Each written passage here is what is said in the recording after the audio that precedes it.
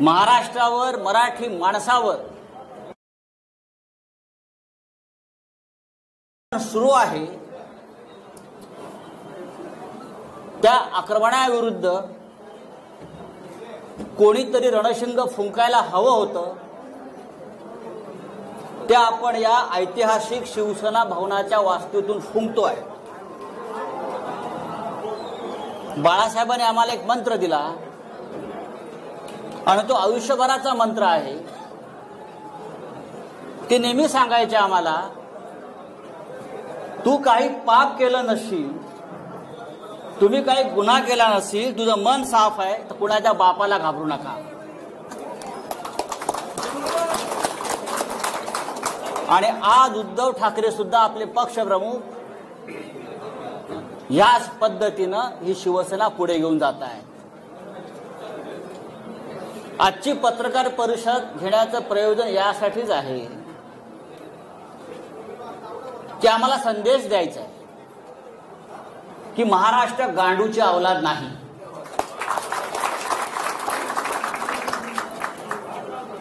मराठी माणूस बेईमान नाही. आणि तुम्ही कितीही नामर्दांगी करून आमच्या पाठीमागे वार केले तरी शिवसेना घाबरणार नाही. यासाठी हे पत्रकार परिषदेचं आयोजन आहे.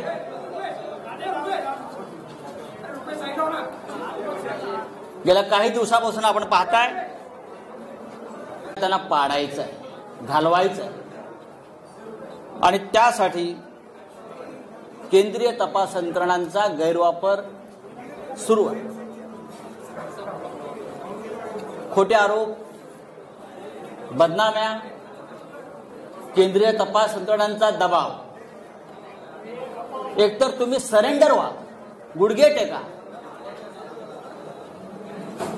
नाहीतर सरकार आम्ही घालवू, अशा प्रकारच्या धमक्या सतत दिल्या जात आहेत. पहा ना, भारतीय जनता पक्षाचे जे प्रमुख लोक आहेत रोज तारखा का देत आहेत? या महाराष्ट्रामध्ये 170चं बहुमत असताना 170चं बहुमत असताना भारतीय जनता पक्षाचे लोक 2 दिवसांनी एक तारीख देतात. आता 10 मार्च नंतर, आता अमुक, हे तुम्ही कोणाच्या भरोशावर ह्या तारखा देताय? व्यंकय्या नायडू यांना आम्ही एक पत्र लिहिलंय. त्या पत्रापासून सुरुवात झालेली आहे. राज्यसभेचे चेअरमन व्यंकय्या नायडू, उपराष्ट्रपती, यांना आम्ही एक पत्र लिहून केंद्रीय तपास यंत्रणा महाराष्ट्रात काय करतायत आणि माझ्यासारख्या राज्यसभा सदस्याला कशा प्रकारे त्रास देऊ पाहतायत याचं कारण इतकंच आहे की साधारण 20 दिवसापूर्वी आणि त्याच्या आधी भारतीय जनता पक्षाचे काही प्रमुख लोक मला भेटले. हा विषय दिल्लीत मी सांगितलेला आहे. भारतीय जनता पक्षाचे काही प्रमुख लोक मला भेटले, ज्यांना मी ओळखतो. 3 वेळा मला ते भेटले आणि त्यांनी मला वारंवार हे सांगण्याचा प्रयत्न केला की तुम्ही या सरकारच्या प्रवाहातून बाहेर पडा. कोणत्याही परिस्थितीमध्ये आम्हाला हे सरकार घालवायचं आहे. आमची संपूर्ण तयारी झालेली आहे. एकतर आम्ही इतर राष्ट्रपती राजवट आणू, नाहीतर काही आमदार आम्हाला आमच्या हाताशी लागतायत, त्यांना तोडून आम्ही सरकार बनवू. तुम्ही मध्ये पडू नका. तुम्ही आम्हाला मदत करा आमचं सरकार येण्यासाठी. मी म्हटले, कसं काय शक्य आहे? 170 आमदारांचं बहुमत तुम्ही कसं काय उद्ध्वस्त करू शकता, पायदळी तुडवू शकता? या लोकभावना. ह्याच्यावर त्यांनी मला सांगितलं, जर तुम्ही काही लोकांनी आम्हाला मदत केली नाही तर तुम्हाला केंद्रीय तपास यंत्रणा तुम्हाला टाईट करतील. हा शब्द आहे, टाईट करतील आणि फिक्स करतील. मी आता त्यांची नावं घेत नाही, पण मी भविष्यात घेईन. आणि त्या संदर्भात दिल्लीतून सगळी सिद्धता झालेली आहे, तुमच्या लोकांना टाईट करण्याचं, फिक्स करण्याचं. आणि तुम्हाला नंतर पश्चाताप होईल की तुम्ही आम्हाला का मदत केली नाही. मी म्हटलं, काही हरकत नाही, तुम्ही काही करू शकता.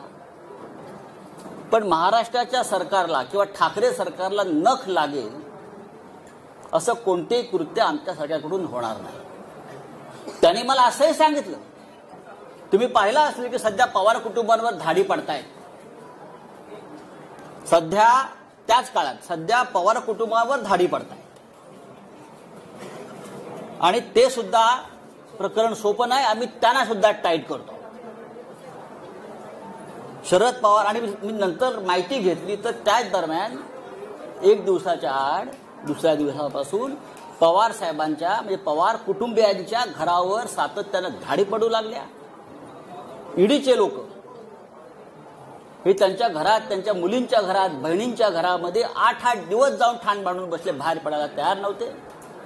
आणि तिथे सुद्धा ह्याच प्रकारच्या धमक्या त्यांना दिल्या जात होत्या. मी जेव्हा त्यांना नाही सांगितलं की तुम्ही या भानगडीत पडू नका, आम्ही प्रतिकार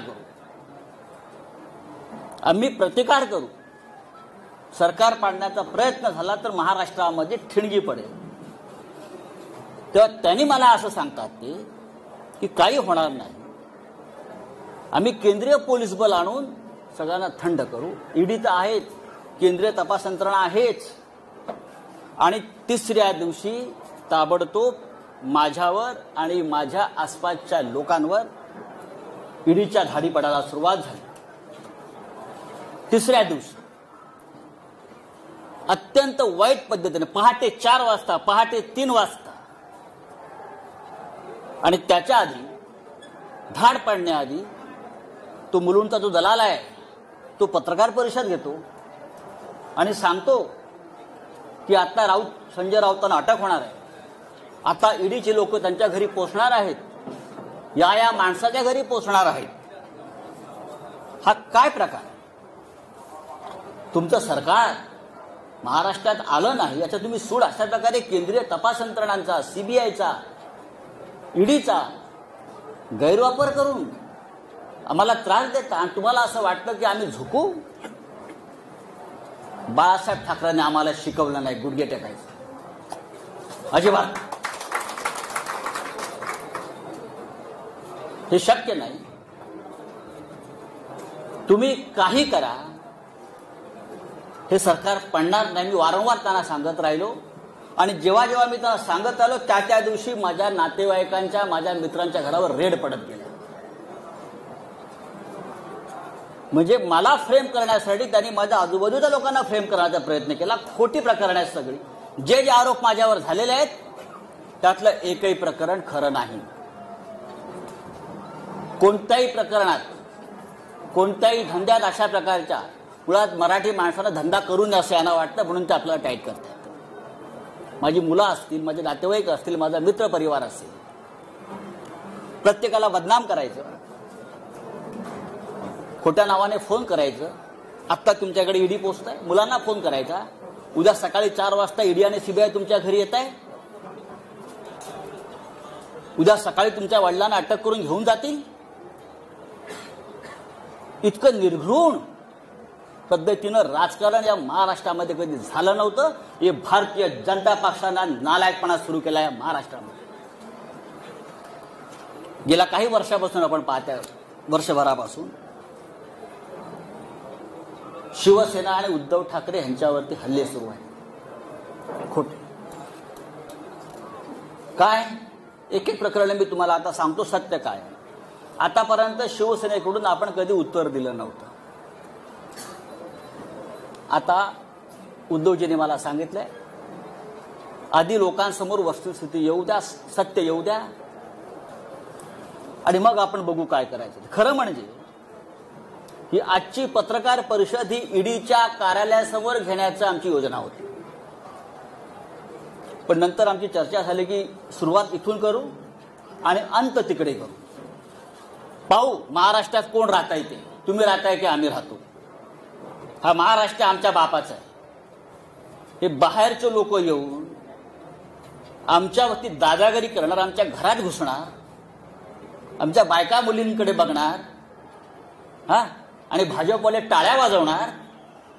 हा निर्लज्जपणाचा कळस आहे. छत्रपती शिवाजी महाराजांच्या राज्यामध्ये बाळासाहेब ठाकरेंच्या राज्यामध्ये कधी असं घडलं नव्हतं। या राज्यात अनेकांनी राज्य केलेलं आहे, पण ह्या पद्धतीनं कधी राजकारण केलं नव्हतं। उद्धव ठाकरे आणि परिवाराचे रोज काहीतरी एक प्रकरण काढत असतात। काय तथ्य आहे त्यात? आतापर्यंत कोणी त्यांच्याकडनं सांगायला आलं नाही समोर, पण मी तुम्हाला सांगतो। तो जो कोण बोलतोय ना, दलाल, ज्याला मराठीमध्ये आपल्या भडवा म्हणतात, बरोबर ना, शुद्ध भाषेत आपल्या मराठीत भडवा म्हणतात, भडवा। हा, त्याने असं म्हटलं की ठाकरे कुटुंबियांनी कोरलाई गावात अलिबाग जवळच्या 19 बंगले बांधून ठेवलेत म्हणे। काय 19 बंगले? ही बेनामी प्रॉपर्टी आहे। 19 बंगले। माझं आव्हान आहे त्या माणसाला, माझं त्या दलालाला आव्हान आहे, आणि आपल्या सगळ्यांना मी सांगतो, कधी सांगा आपण 4 बसेस करू आणि आपण त्या 19 बंगल्यामध्ये पिकनिकला जाऊ। आपण त्या बंगल्यात एक पिकनिक काढू सगळ्या पत्रकारांची। जर तुम्हाला ते बंगले तिकडे दिसले तर मी राजकारण सोडीन, आणि जर दिसले नाही तर त्या दलालाला जोड्याने मारेन, अख्खी शिवसेना जोड्याने मारेन। म्हणजे दिशाभूल करायची, खोटेपणाचा कळस करायचा, भंपकपणा करायचा। कुठे आहेत बंगले? 19 बंगले, 19 बंगले, रोज टीव्हीला चालू 19 बंगले, 19 बंगले। चला दाखवूया, जाऊ आपण तिथे, एक पार्टी करू, बंगल्यात बसून, देतो चाव्या तुम्हाला। मी उद्धवजीला विचारलं, आम्हाला दाखवा बंगले तुमचे। पण लोकांच्या मनामध्ये भ्रम निर्माण करायचा, खोटेपणा, भंपकपणा, मराठी माणसाचा द्वेष, महाराष्ट्राविषयी असूया। हाच किरीट सोमय्या ज्याने काही वर्षापूर्वी हायकोर्टामध्ये एक पिटिशन केलं होतं, आठवत असेल तुम्हाला, शिशिर शिंदे असतील, त्यांना माहिती आहे। मराठी भाषा, बरोबर ना, मुंबईतून मराठी भाषा शालेय शिक्षणात सक्तीची असू नये यासाठी जो माणूस कोर्टात जातो आमच्या मराठी भाषेविरुद्ध, त्याच्याकडून तुम्ही काय अपेक्षा करता? हा भारतीय जनता पक्षाचा फ्रंटमॅन, आणि मराठी कट्टा चालवतात हे लोक मुंबईमध्ये, महानगरपालिका मराठी कट्टा। मराठी भाषेच्या विरुद्ध जो माणूस कोर्टात गेला महाराष्ट्रामध्ये, हाच तो भडवा, दलाल आमच्या मराठी भाषेविरुद्ध। आणि काय तुम्ही सांगताय मराठीला अभिजात भाषेचा दर्जा आम्ही देतोय म्हणून? आधी याचा थोबाड बंद करा, आता आम्ही करू। दुसरा एक तो हल्ली म्हणतोय की आमचे श्रीधर पाटणकर आहेत आमच्या परिवारातले, त्यांनी म्हणे देवस्थानाच्या जमिनी विकत घेतल्या कर्जतला। मी स्वतः माहिती घेतली, मी त्या पाटणकरांशी बोललो नाही, पण मी स्वतः माहिती घेतली त्या संदर्भात काय आहे। माझं त्याला आव्हान आहे हा आरोप करणारा, पाटणकरांनी देवस्थानाची जमीन कुठे आणि कशी विकत घेतली तुम्ही दाखवा। जी काय जमीन तुम्ही दाखवताय ही जमीन त्यांनी, म्हणजे हे बापरे, आणि याच्याकडून त्याच्याकडे, त्याच्याकडून ह्याच्याकडे, त्याच्याकडून ह्याच्याकडे, त्याच्याकडून ह्याच्याकडे, असे मध्ये 12 लोक आहेत, आणि 12व्या माणसाकडून पाटणकरांनी खरेदी केली। त्यांचा आणि देवस्थानाचा काही संबंध नाहीये। 2014 साली ही जमीन त्यांनी सलीम बिलाखियाकडून घेतलेली आहे। बिलाखियाने अविनाश कडूकडून घेतलेली आहे, अविनाश कडूने अर्जुन गुरवकडून घेतलेली आहे, अर्जुन गुरवने विठ्ठल गुरवकडून घेतलेली आहे। अशी एक मोठी अशी काय त्याच्यामध्ये नाव आहे। देवस्थानाकडून जमिनी आम्ही खरेदी केल्या, काय कशा करता? संजय राऊत आमचे आनंदराव अडसूळ ते वारंवार सांगतायत की मी निर्दोष आहे, माझ्यावरती खोटे आरोप आणि हे फ्रेम केलेले आहेत, तरी त्यांच्या विरोधामध्ये बोलत राहायचं, त्यांची बदनामी करत राहायचं. आनंद अडसूळ आमचे, भावना गवळी, रवींद्र वायकर, अनिल परब आणि सगळं झालं होतं मग माझ्याकडे. कारण मी म्हटलं सरकार पडू देणार नाही, प्राण जाय पर वचन न जाय. तेव्हा माझ्या मागे लागले. त्यांनी केलेला प्रत्येक आरोप हा खोटा आहे. माझ्या आयुष्यामध्ये मी कधी चुकीचं काम केलं नाही. आज सकाळीच मला कळलं की माझ्या बँकेत ईडीचे लोक गेले आहेत. माझ्या बँकेत सारस्वत बँक, स्टेट बँक, मला तो फोन आला की ईडीचे लोक आले. काय म्हणून?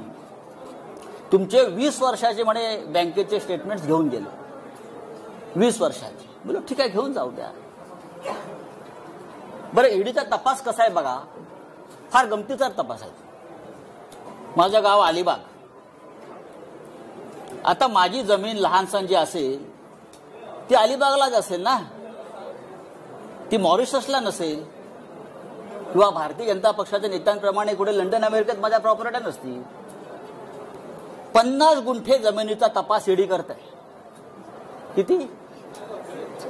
50 गुंठे जमिनीसाठी ईडीच्या लोकांनी गेल्या 15 दिवसापासून त्या गावातल्या, किहीम गावातल्या आणि इकडल्या मुंबईतल्या त्यांच्या नातेवाईकांना, म्हणजे कोणाची 2 गुंठे जमीन, कोणाची 1.5 गुंठे जमीन, अशा आम्ही पूर्वी घेतलेल्या जमिनी मिळून 50-55 गुंठे, टोटल 30-40 लाखाच्या पुढे व्यवहार नसेल.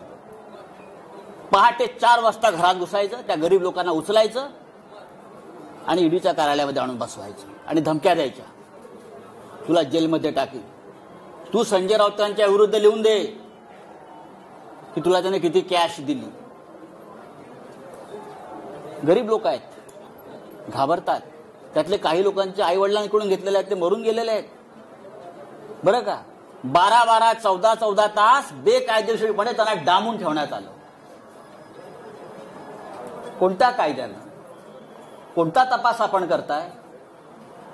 55 गुंठे जमिनीचा तपास ईडी करताय. किती मोठं काम आहे ईडी समोर. धमक्या देतायत, दादागिरी करतायत. जेल में डालेंगे, इधर नहीं तिहार के जेल में डालेंगे, तिहार के. सगळ्यांचं नोटिंग झालेलं आहे. हे कोण आहेत ते बघू 2024 नंतर काय करायचं ते. ही कोणती पद्धत आहे? आमच्या मुलीच्या लग्नाच्या हिशोबाला लागलेत फुलवाले, पताकावाले. आश्चर्य वाटते, मेहंदीवाल्याकडे पण गेले. मेहंदीवाल्याकडे गेले. मेहंदी, हे नेल पॉलिश करणारे, कितना पैसा दिया, कितना पैसा दिया. हे ईडीचं काम. हे ईडीचं काम. गुजरातमध्ये 25,000 कोटीचा घोटाळा झाला.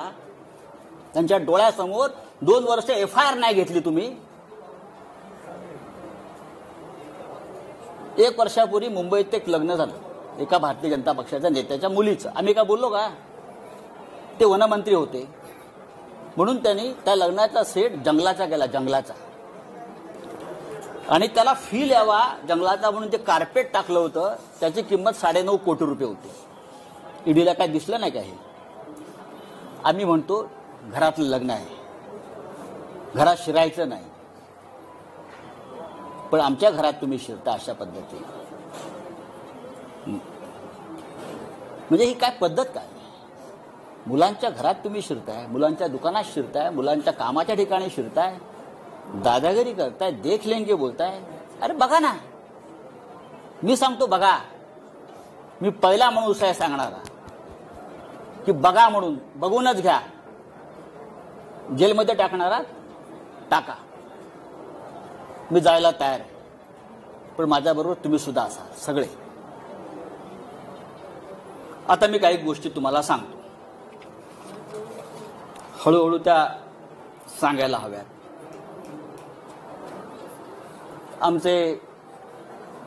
मला कोणतरी म्हटलं की तुम्ही जे कपडे शिवले तिथे पण डेडीवाला गेले होते, म्हणजे लग्नाचे कपडे शिवले. मुलुंडला टेलर आहे आमचा एक, तिथे गेले होते, किती कपडे शिवले म्हटलं. म्हणजे ईडी हा काय प्रकार आहे हे तुम्हाला कळलं पाहिजे म्हणून तुम्हाला मी सांगतो. मैंने जहां कपड़ा सिलाया ना मुलुंड में, वो टेलर के पास भी ईडी के लोग गए थे। क्या क्या सिलाया, कितना बिल दिया, कितने सूट सिलाया। अब सिर्फ जूते वाले के पास जाना बाकी। हाँ, जाने दो कहां जाना चाहिए, लेकिन टक्कर शिवसेना से आप ध्यान में रखिए।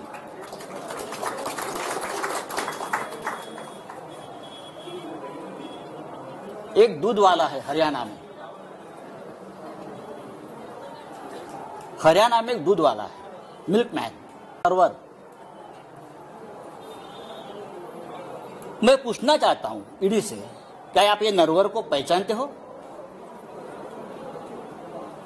सिर्फ 5 साल में एक दूध वाला 7,000 करोड़ का मालिक कैसे बन गया? किसका पैसा है?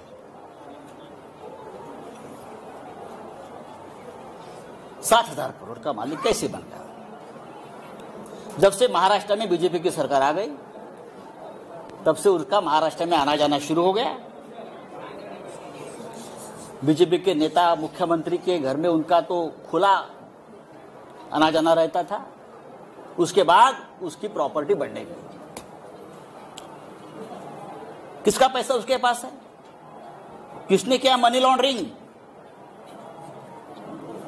मैं ये मनी लॉन्ड्रिंग की जो केसेस है नरवर की और सब की, आप बीजेपी के नेताओं की यहां की, जल्दी में दे रहा हूं, जल्दी दे रहा हूं। 7,000 करोड़ में से 3,500 करोड़ ये महाराष्ट्र से गए हैं। 3,500 करोड़ की प्रॉपर्टी महाराष्ट्र में जो उनको प्रोजेक्ट मिले, महाराष्ट्र से जो करप्शन हुआ है पहले वाली सरकार में, वहां से गई है।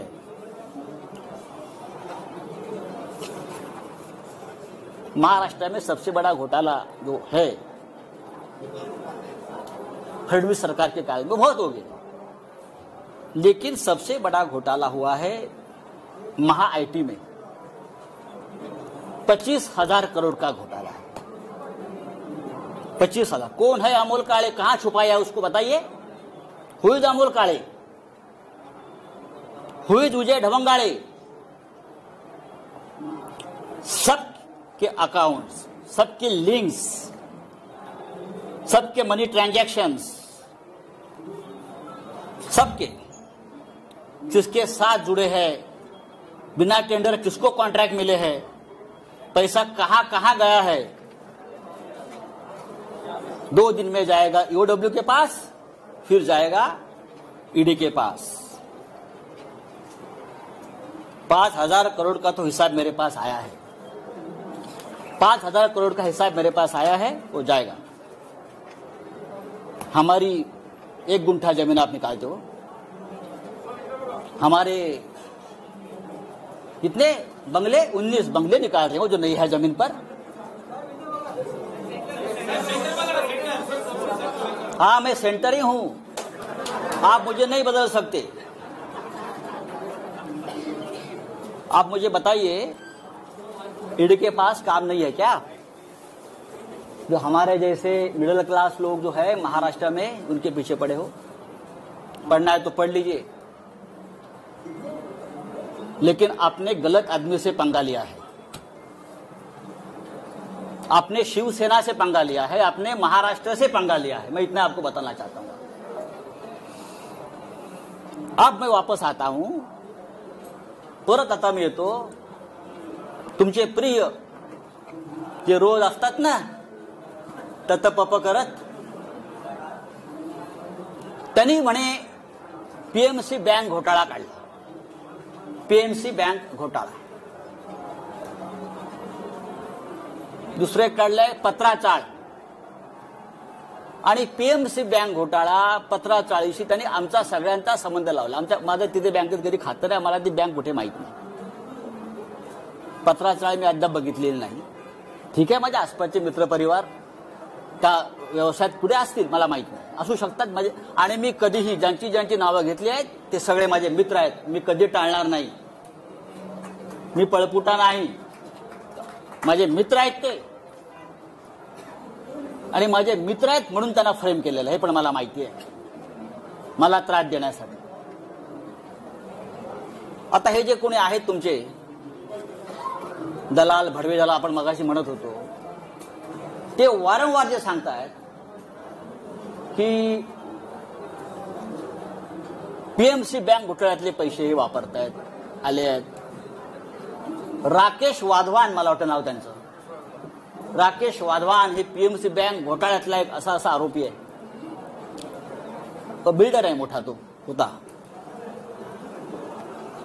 बरंच काय काय सांगतात. आमचे सगळ्यांशी त्याचे संबंध आहेत आणि पीएमसी बँक घोटाळ्यातले पैसे आम्ही वापरतो आहोत. आता फार एक महत्वाची गोष्ट मी तुम्हाला सांगतो. राकेश वाधवानला त्या काळात कोण ओळखत नव्हतं, सगळेच ओळखत होते. राकेश वाधवानच्या खात्यातून बीजेपीच्या अकाउंटला 20 कोटी रुपये गेलेले आहेत पक्षनिधी म्हणून. बीजेपीच्या अकाउंटला 20 कोटी ऑफिशियली गेले आहेत राकेश वाधवानच्या, हे सगळ्यांना माहिती आहे. पण आता हे जे महाशय बोलतात आमच्यावर कि राकेश वाधवान, पीएमसी बैंक घोटाला, भ्रष्टाचार, ईडी वाले सुनो, अगर ईडी वाले कहा सुनते होगे आज मेरी बात उनको सुननी पड़ेगी. आज ईडी और CBI, EOW,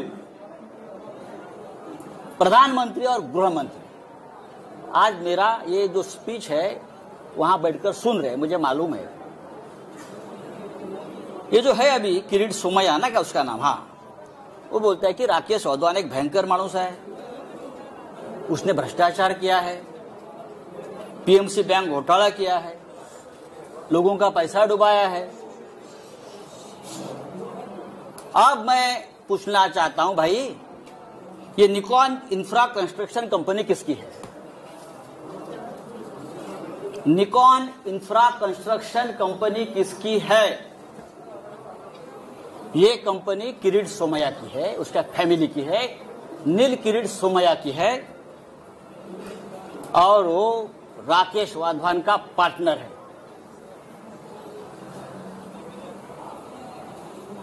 Nikon इन्फ्रासाठी PMC bank घोटाळ्यातल्या पैशाची गुंतवणूक करून हजारो कोटी रुपयाचा प्रकल्प त्याने मौजे गोखिवरे तालुका वसईत उभारलेला आहे. हे मी पुराव्यासह सांगतोय. पीएमसी बँक घोटाळ्याचा मास्टर माइंड एचडीआयएलचा राकेश वाधवानशी यांचा थेट आर्थिक संबंध आहे. पीएमसी बँक घोटाळ्यातल्या प्रकरणात ब्लॅकमेल केलं यांनी आणि वाधवानकडून कोट्यावधी रुपयाची जमीन यांनी आपला एक फ्रंटमॅन आहे लाडानी म्हणून त्याच्या नावावर घेतली आणि प्लस कॅश पण घेतली यांनी. ही कॅश 80 ते 100 कोटीच्या घरात पीएमसी बँक घोटाळ्याची ब्लॅकमेल करून आणि जमीन घेतली आपल्या फ्रंटमॅन लाडानी, त्याचं नाव सांगतो मी तुम्हाला पूर्ण. लाडानीच्या नावावर त्यांनी ती घेतलेली आहे जमीन पूर्ण गोखिवरे वसई. आणि गोखिवरे वसई येथे ही 400 कोटी रुपयाची जमीन फक्त 4.5 कोटी रुपयाला घेतली. अशा 2 जमिनी त्याने घेतलेल्या आहेत. एक जमीन 7 कोटीला घेतली आणि त्या जमिनीवर जी कंपनी आहे या कंपनीचा डायरेक्टर नील किरीट सोमैया निकॉन फेज 1 आणि निकॉन फेज 2 हे हजारो कोटीचे प्रकल्प उभारले जातात.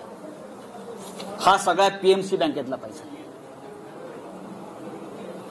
एन्व्हायरमेंट क्लिअरन्स नाही,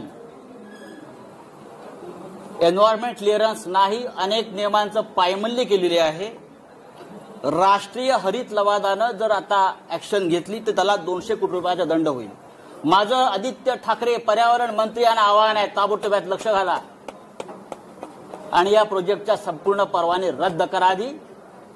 आणि ईओडब्ल्यूनं पीएमसी बँक घोटाळ्यामध्ये किरीट आणि नील सोमैयाला ताबडतोब अटक करा. पीएमसी बँक घोटाळ्याच्या आधी किरीट सोमैयाच्या अनेक जवळच्या लोकांनी बँकेतून पैसे काढून घेतले. मी तुम्हाला नंतर ती यादी देणार आहे. म्हणजे याला घोटाळा होतोय माहिती आहे. मुळात पीएमसी बँक घोटाळ्यातल्या या माणसानं किरीट सोमय्याच्या माणसाला जमीन का विकली 2015 साली? तेव्हा घोटाळा सुरू होता ना. हा भ्रष्टाचाराविरुद्ध लढणारा माणूस स्वतः हा आम्हाला अक्कल शिकवतोय, आम्हाला ज्ञान देतोय. हे एक लक्षात घ्या. हे सगळं एका बाजूला भ्रष्टाचारावरती भजन करायचं, दुसऱ्या बाजूला महाराष्ट्र लुटायचा, मुंबई लुटायची, आमच्यावरती आरोप करायचे मुंबई महानगरपालिकेपासून सर्वत्र, आणि आपले भ्रष्टाचार लपवायचे. हा किरीट सोमय्या हा भारतीय जनता पक्षाचा सध्या मुंबईतला चेहरा आहे. लक्षात घ्या. हे जे आहे हा देवेंद्र रजनीकांत लधाने त्याचं नाव आहे. He the front man of Kirit Somaiya. आणि त्याने राकेश वाधवांशी व्यवहार केलेला आहे मोठ्या प्रमाणात, कोट्यावधी रुपयाचा. ते सगळे पैसे पीएमसी बँक घोटाळ्यातले आहेत. ते सगळे पैसे, ते व्यवहार हे त्या बँकेसंदर्भातलेच आहेत आणि पत्राचाळीतल्या संदर्भातले पैसे सुद्धा याच्यामध्ये गेलेले आहेत. याची संपूर्ण चौकशी महाराष्ट्राच्या मुख्यमंत्र्यांनी करावी. यांचं माझं बोलणं झालेलं आहे. हे फक्त मी 5% सांगितलं आहे, कारण बाकी सगळे पेपर्स आज जातील. दुसरी गंमत तुम्हाला सांगतो. पीएमसी बँक घोटाळ्याचा तपास ईडी करत आहे. हे सगळे कागद ईडीकडे मी 3 वेळा पाठवलेले आहेत. हे सगळे पेपर्स, ऑल डॉक्युमेंट्स भ्रष्टाचाराच्या या किरीट सोमय्याच्या गेल्या 3 महिन्यामध्ये मी किमान 3 वेळा ईडी कार्यालयात पाठवलेले आहेत. तुम्ही 1 गुंठे 2 गुंठेवाल्यांना बोलवता आणि मी बघितलंय हा किरीट सोमय्या आतमध्ये बसून ईडीच्या कार्यालयामध्ये दही आणि खिचडी खात असतो रोज. हा, त्याच्या बापाचं राज्य आहे का इथे? तुम्ही आमच्या मराठी लोकांना बोलवणार, तुम्ही आमच्या मंत्र्यांना बोलवणार, तुम्ही आमच्या आमदार खासदारांना बोलवणार. और ये जो लोग हैं, ईडी का करप्शन इस हद तक है कि ये सब लोग ईडी के वसूली एजेंट बन गए.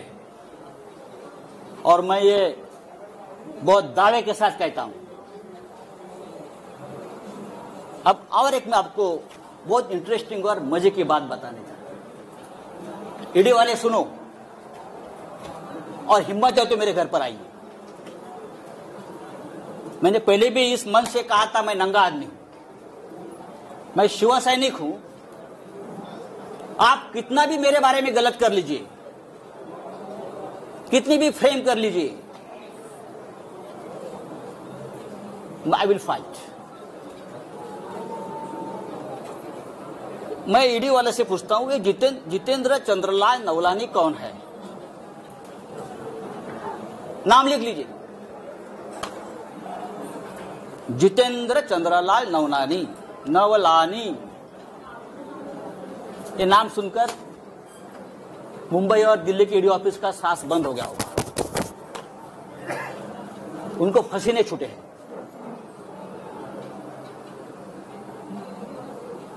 चार महीने से मुंबई के जो बिल्डर्स है बड़े बड़े, उनसे वसूली चल रही है ईडी के नाम पर. मुंबई के 70 बिल्डर, प्रतिष्ठित बिल्डर, उनसे ईडी के नाम पर जो वसूली हो रही है उसको ईडी को भी पता है, कुछ अधिकारियों को पता है. ये कौन है, ये किसके लोग हैं, सब डेटा मेरे पास है. और मैं सबसे पहले प्रधानमंत्री मोदी जी को इस बारे में, जैसे वेंकैया जी को लिखा है, मैं मोदी जी को लिखूंगा, मैं अमित शाह जी को लिखूंगा. बाद में जानकारी यही जगह से आपको दूंगा. जितेंद्र नवलानी, फरीद शमा, रोमी और फिरोज शमा, ये 4 किसके एजेंट हैं? मुंबई के 60 बिल्डरों से लोगों ने लगभग 300 करोड़ रुपए जमा किए हैं. कहां हो गया उसका मनी लॉन्ड्रिंग, मैं आपको बता दूंगा जल्दी. उसमें कितने ईडी के अफसर शामिल हैं, कहां बैठते हैं, कहां खाते हैं, कहां पीते हैं और क्या अय्याशी करते हैं, ये मैं देश को बताऊंगा. चाहे आप मुझे गोली मारो, आप मुझे जेल में डालो, आप कुछ भी करें, मैं आपसे डरने वाला नहीं हूं. आप करिए, आपको जो करना है करिए। अभी जो बात मैंने आपसे कही है, ये आप बात समझ लीजिए, महाराष्ट्र को बदनाम करना की एक बहुत बड़ा साजिश है। महाराष्ट्र, बंगाल और झारखंड, ये 3 राज्यों की सरकार गिराने की साजिश चल रही है और ईडी और सीबीआई का हथियार बना रहे हैं। हमारे जैसे लोग जो पार्टी के लिए अपनी जान देने को तैयार है, हमारे जैसे लोग, हम सबको तकलीफ देंगे, धमकाएंगे, डराएंगे। लेकिन भाई, आपने हमारा डीएनए अभी तक देखा नहीं है क्या है। ऐसी कोई जेल बनी नहीं है कि मुझे 2 साल तक जेल में रखे। हमने बहुत देखा है जिंदगी। आइए, अरे बच्चों को धमकाते हैं लोग, ईडी वाले छोटे छोटे बच्चों को धमकाते हैं। 80 साल के एक बुढ़े को पकड़ कर लेके गए अलीबाग से, 80 ईयर्स ओल्ड हार्ट पेशेंट है। वो रो रहा था कि मुझे अब याद नहीं है भाई, इतने साल का एक ट्रांजैक्शन है, मुझे कैसे याद होगा 2-4 लाख का ट्रांजैक्शन है। तू यहां ही मरेगा, तू घर में नहीं जाएगा। इस प्रकार से ईडी के अधिकारी ने उसको धमकाया। अमित शाह, मोदी जी से मेरा ये निवेदन है, क्या यही आपकी डेमोक्रेसी है? आप इमरजेंसी के बारे में बड़े बड़े भाषण देते हो, आक्रोश करते हो, और ये आपकी एजेंसी। अरे हमसे लड़ो ना। जिस दिन मेरे रिलेटिव्स के ऊपर, मेरे दोस्तों के ऊपर रेड्स हो रही थी और इनोसेंट लोगों को पकड़कर लेके जा रहे थे, उस रात को मैंने अमित शाह जी को फोन किया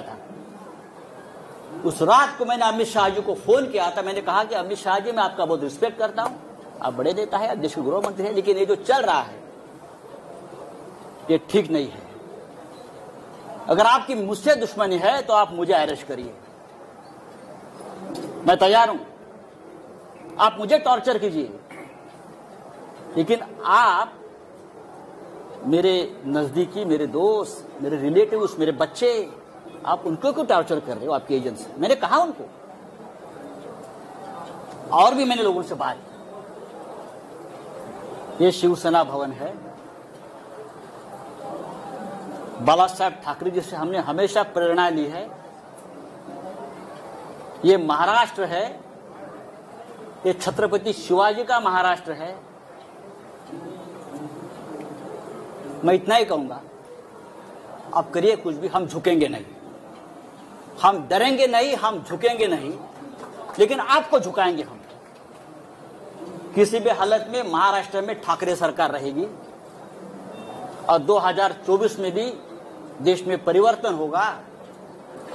तभी डराने वाले, धमकाने वाले कहां होंगे, इतना मैं कहूंगा। जो मुझे बात कहनी थी मैंने कह दी है। मुझे लगता है नो क्वेश्चन आंसर्स, ये काफी है।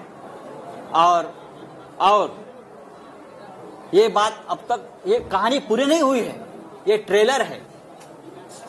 आने वाले समय में कुछ वीडियो, कुछ क्लिप्स और डॉक्यूमेंट्स लेकर मैं सामने आ जाऊंगा। मैं देखता हूं कौन क्या करता है। आप दिल्ली में, कुछ लोग गए, दिल्ली में जाओ, नहीं तो जो बाइडेन के पास जाओ, मुझे कोई फर्क नहीं पड़ता है। मैं शिवसैनिक हूं, मेरी जिंदगी संघर्ष में गई है, लड़ाई में गई है। बाला साहब ठाकरे जी का मुझे हमेशा आशीर्वाद मिला है हम सबको। हम हारने वाले नहीं है। जय हिंद, जय महाराष्ट्र।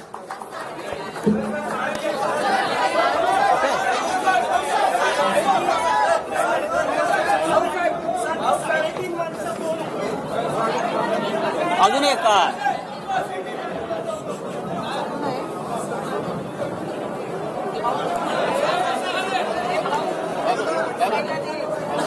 और हाँ, हेलो मैंने आवाज नहीं।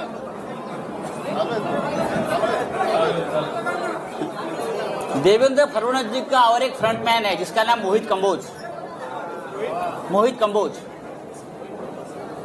फडणवीस साहब का आजकल वो बहुत ब्लू आइड बॉय है, ऐसा मुझे कहा, मैं तो पहचानता नहीं।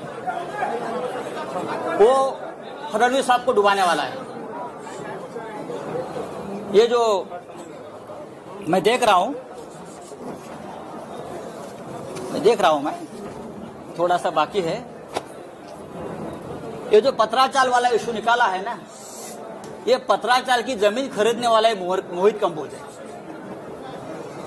सबसे बड़ा घोटाला। और उसमें भी पीएमसी बैंक का पैसा लगा है। पीएमसी बैंक को डुबाने वाला वहां का करप्शन का पैसा ये पत्राचाल में लगा है। और मोहित कंबोज का वहां एक द लग्जर कंस्ट्रक्शन प्रोजेक्ट बन रहा है पत्राचाल पे, और हम पे उंगली दिखा रहे हैं। दूसरी बात है कि और एक है, सॉरी, उसके बारे में मैं और बता दूंगा। कागज कहाँ गया वो? और एक कागज था उसका, हाँ, राकेश वाधवान, जो मैंने नाम लिया था,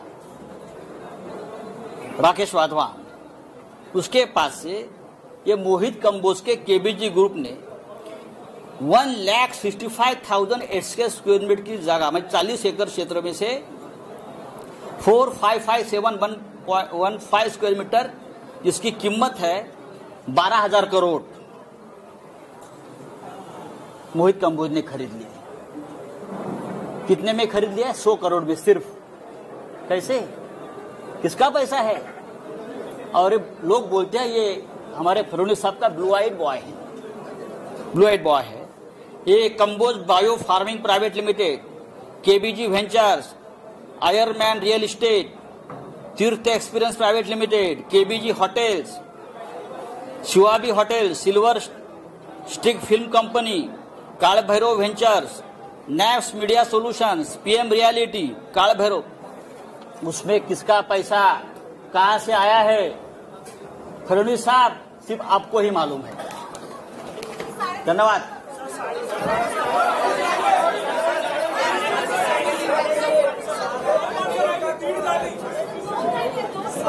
उद्यापासून तुम्हाला कळेल, जैसे जैसे कोई आधा है, कोई पाव है, कोई चाराने वाला है, जैसे जैसे अंदर जाएंगे वैसे वैसे आपको पता चलेगा।